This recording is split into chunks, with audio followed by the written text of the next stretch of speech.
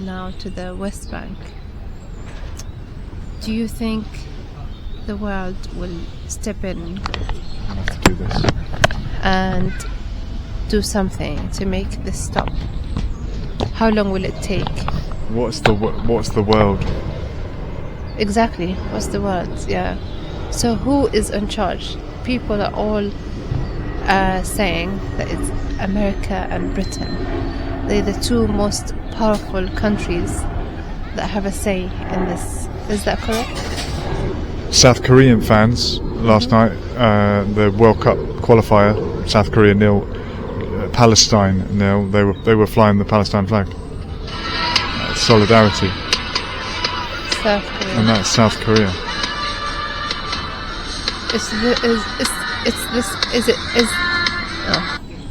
Is this war benefiting one side or another?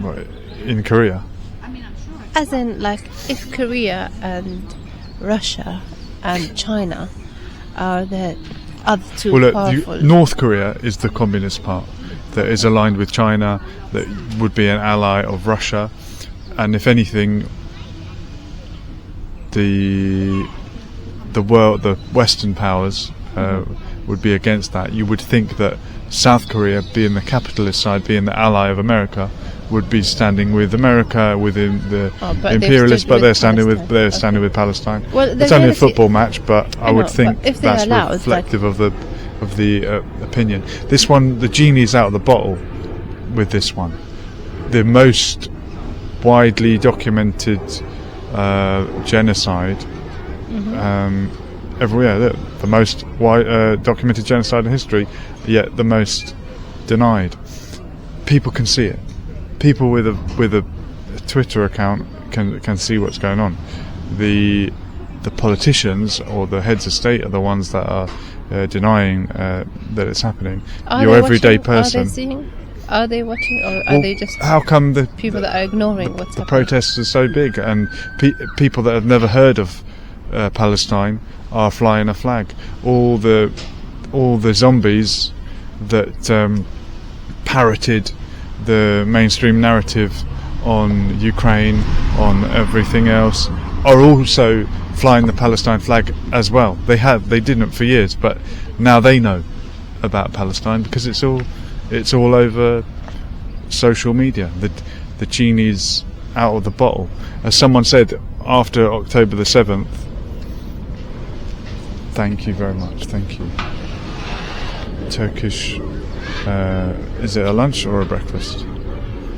Brunch. People Between wanted... lunch and brunch is brunch. This is lovely. Thank you very much. People wanted the attention to be on that region. You got the attention, and you saw the disproportionate response to what happened. Thank you very much. It's very Very kind much, of you. thank you. Thank you.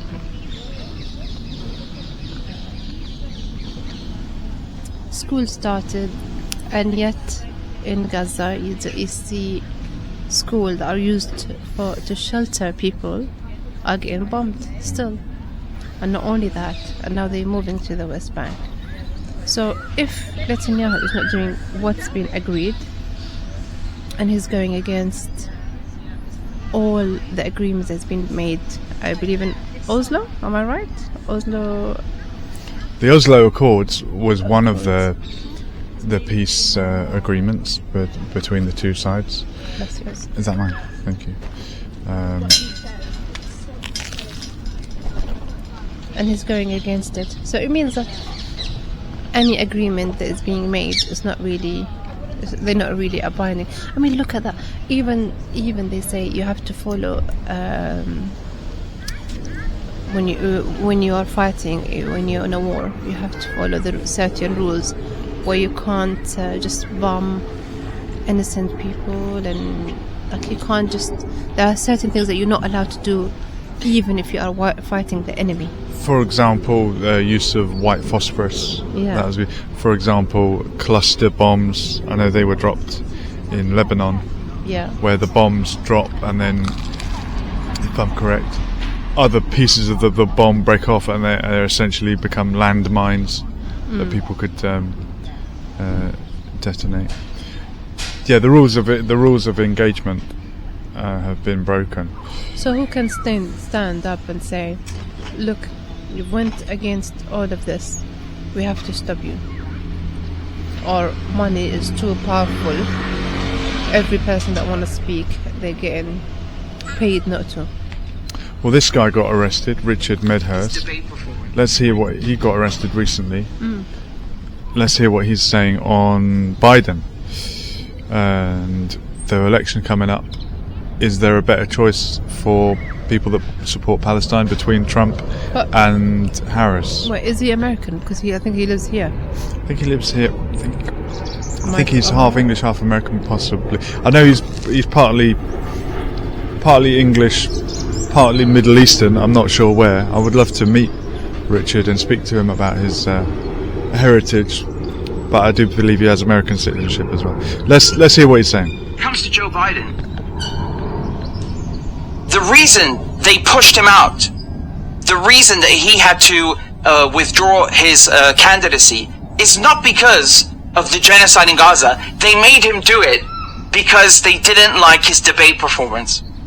Can you just digest that for a second? How damning that is.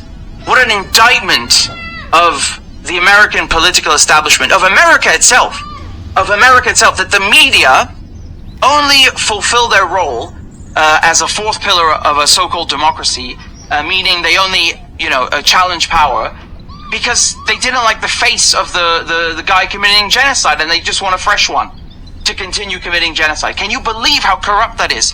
How low their moral standing is, if they even have one? Jesus Christ.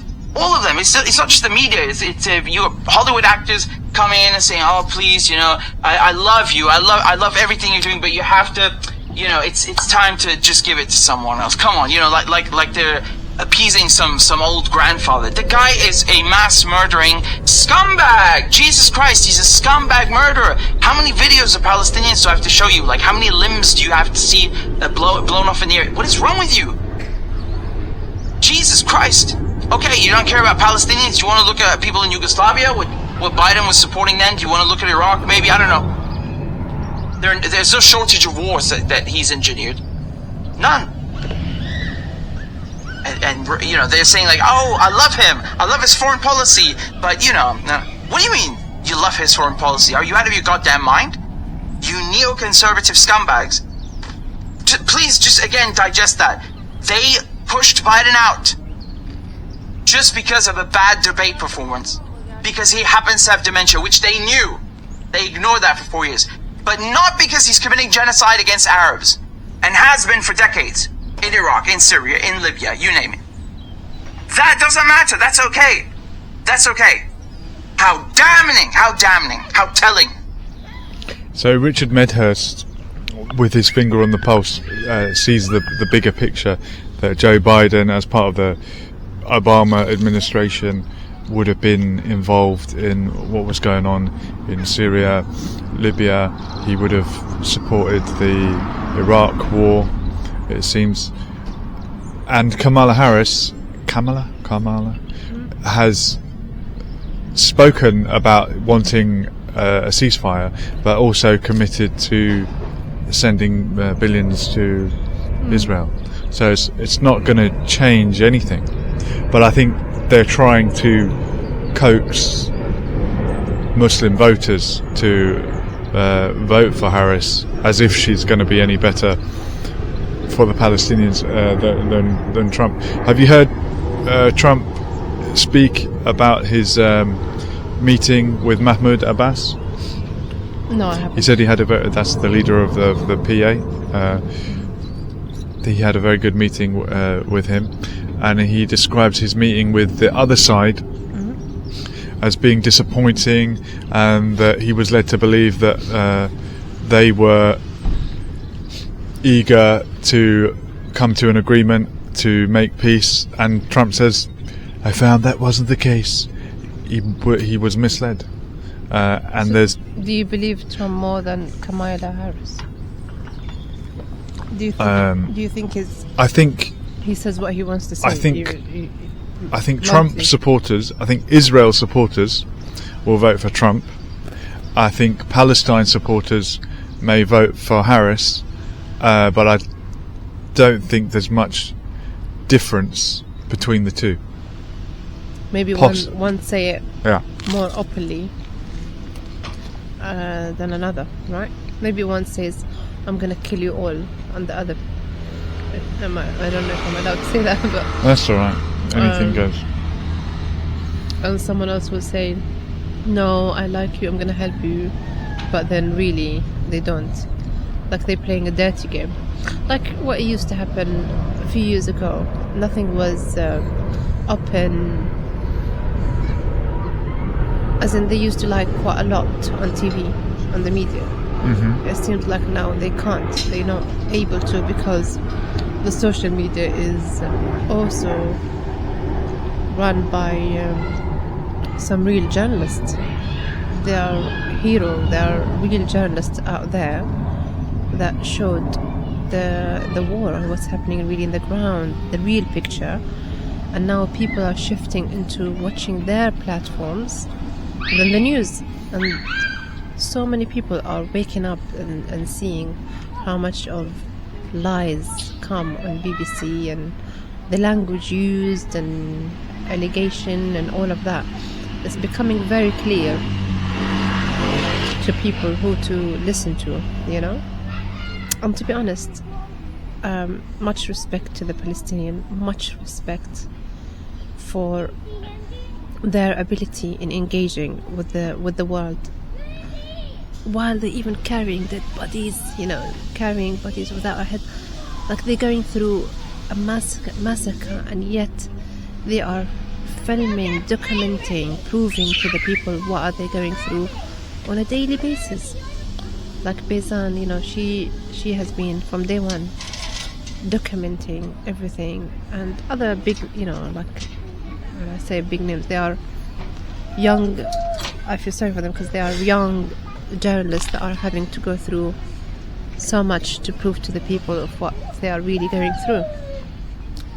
So yeah, how much of a liar Kamala Harris has to be to win some votes. Here's Genocide Joe being shouted down. You're a dictator too.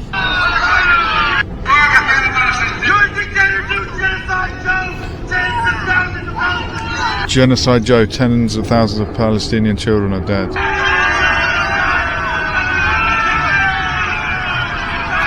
That's Joe Biden being shouted at by a protester, calling him Genocide Joe. At one of the Trump rallies, people started chanting Genocide Joe, as in Joe Biden is responsible for presiding over the genocide. And Trump said, they're not wrong. He endorsed the maybe that's why opinion. he needs to be taken out of the stage, because he can't stand there and keep lying. I mean, Donald Trump, he moved the embassy to Jerusalem. He's portrayed as the most pro-Israel option. But when he hears someone criticising Joe Biden, I don't know, does he just agree? He would agree with any criticism whatsoever. He has to agree with it or use it as ammunition.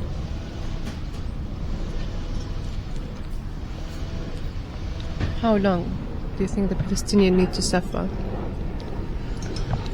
to prove that they really need this genocide to end? Who can get involved? Who can stop it, in your opinion? I mean, of course, apart from the power of Allah and those free, I would say, call them free spirits, maybe. I don't know what other words I can use. So, that will stand to support and fight for their freedom. Sheikh Imran Hussein said something recently that I think some people might criticise him for. I mean, what does he not get criticised for? But I think his understanding is that the occupation and what's going on over there, that this is the prophecy of Juj and Majuj, Gog and Magog. And if you believe that,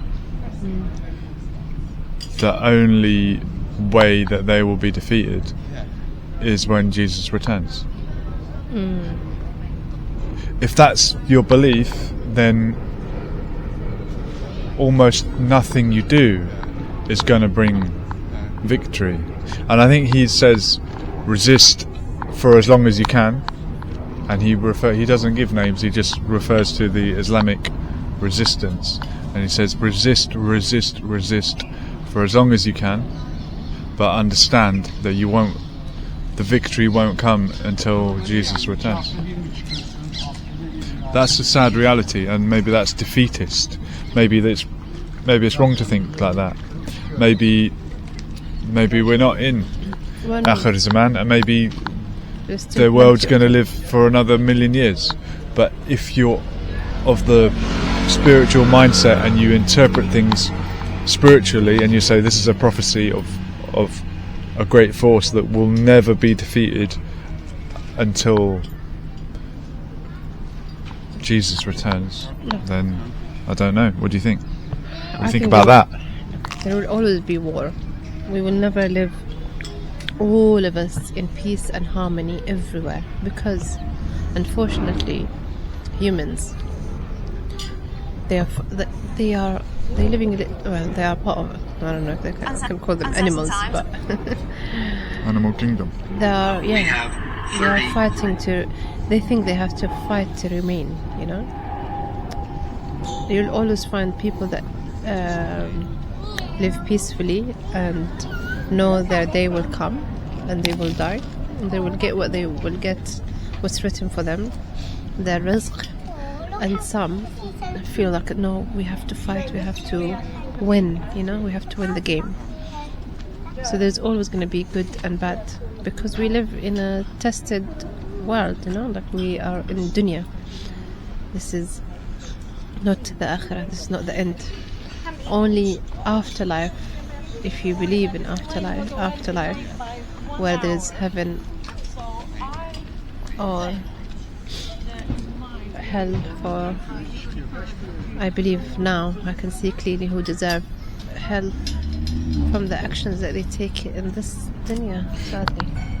Sometimes, even if you're not going to win, we spoke to a friend on the phone a few minutes ago, half an hour ago, in a tough situation that he might not win, but you carry on, right? Of course you just carry on. Yeah. Sometimes you are maybe in a situation when you know you're losing, you know you're up against it, but you carry on.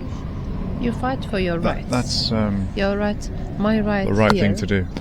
My right is to have my basic rights. You know, to live in peace, to know that I'm able to feed my family, to fighting poverty, fighting inequality, fighting injustice.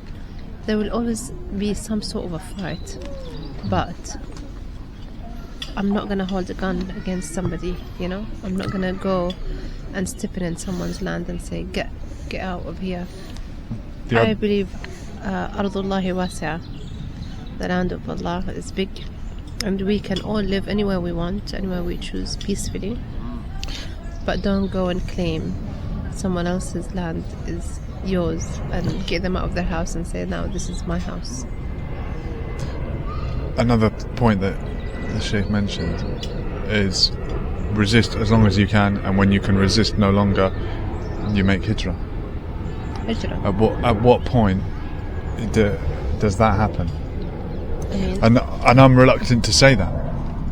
I'm very reluctant to say that. When they talked about open the door, Egypt, open the gate, let all the Palestinians out, I'm reluctant to say that because I know that means they won't be let back in. So at what point do you say, I can't live here? Look, even if they open the doors, do you really think that all the Palestinians there are able to leave? When the gates open... No, but this is the project. Empty them out. But not everybody has the ability to leave, and not everybody has the will to leave. Some willing to live there and stay there until they die in their lands. Some in other countries other than Palestine, for example in Yemen, where people can face poverty or, you know, like they really struggle. Everything is getting really expensive. They can't afford basic living standards, electricity and so on. Some or one member of the family leave, and that member of the family can be the income for the family living there. One person lives somewhere else, earns better money, and then sends money back home to support their family. So many people do that. So, because not everybody can leave. Some Yemenis, and I'm using Yemen as an example here, will live somewhere else in a very comfortable, rich, whatever life. But their grandmothers who lived there can't bear living away from the neighbors, their home, the weather, everything that they got used to. They can't leave it behind, you know. You take them out of there, they will die. You can't force these people to leave their homes. So if you can, and you know that you'll make a living and you'll be the voice for your country, or the supporter for this family, why not, you know? We are in one place or another for a reason, Julian. Did you see the two guys discussing the future of Gaza? Apart from, I saw the new map where they were talking about. Oh, I saw the it's the famous podcast where this person said, if there was a button that I can press to erase all of them, let's hear it. I will do so. Shocking video in which Ethan Weinstein, host of the Israeli podcast Two Nice Jewish Boys, calls for the extermination of the Palestinians. Here we go. Gaza, maybe there's mass destruction, but there's not massive death. Or deportation. Anyway, so, when you sit on your high horse, and, I'm sure, I don't mean to belittle our listeners, we love you guys, but if you're listening to our words and saying, how could they be advocating to massive bombing, indiscriminate bombing, how could they talk about killing children? We're not advocating to target children, but forgive us if we don't give a shit. If, everybody there dies. It's just the way we feel. It's just the way Israelis feel. Yeah. Because, and this is what that's what the Hulon attack did. I wrote to Sharon, my wife, I was like, it'll be you or me tomorrow, or Daniela or Itai, God forbid. Yep. And so I would, if you gave me a button to just erase Gaza, every single living being in Gaza would no longer be living tomorrow, I would press it in a second. That's just, I think most Israelis, if that's the choice, yeah. Mm-hmm. No, even if it's not like right now. Yeah, no. I would press it right now. Mm-hmm. Yeah, same with the territories. I would press it right now. Mm-hmm. No choice. No, Shawan is safe at home. God willing, I don't know. I haven't spoken to her in like an hour. No, I'm saying for the chance. Yeah. I would press it right now. Give me that button. And press it right now. There you go. And I think most Israelis would. Yeah. Most Jewish Israelis. They wouldn't post, they wouldn't talk about it like I am. Mm-hmm. They wouldn't post, they wouldn't say I pressed it. Yeah. But they would. They don't have balls of steel like you. They would, but they would press it, right? Like if they were in a closet alone, they wouldn't even hesitate. Mm-hmm. Someone came to the American podcasters, Two Nice Jewish Boys, would press a button to get rid of Gaza. Yeah, I heard that, and you probably have seen so many clips has been shared by the Israeli armies, if I can even call them armies. They have been taking a video of themselves standing, smoking or smoking shisha and pressing these buttons and seeing the explosion happening behind them. They're laughing. It is like a button. There were a group of people had a hostage, and their picture was released in few clips as well. And it was an old man. They took his clothes off, and he was handcuffed, and they were mocking him and taking a selfie with him. So they clearly have no shame, and they don't care about what the other world or the society will say about them. They have no shame at all. Well, no shame is very... It's the dehumanization, though, isn't it? That if you dehumanize a group of people... Like, he's being honest. He's being honest. Yeah, of course. I mean, you've seen... If you take humanity out of it. Like, do you remember... I think, is it a Batman film where there's two boats and they've both got a gun on the boat that could annihilate the other boat, and it's like, do you press that button? Do you annihilate someone who you believe could annihilate you, or do you live in peace? And if you have a 1% doubt that they might kill you, you kill them. This is what happens when you dehumanize. Like, there's nothing specific about Jewish people or Israeli people in their DNA that makes them like that. But the colonialist situation that they've been born in, where you're taught to believe.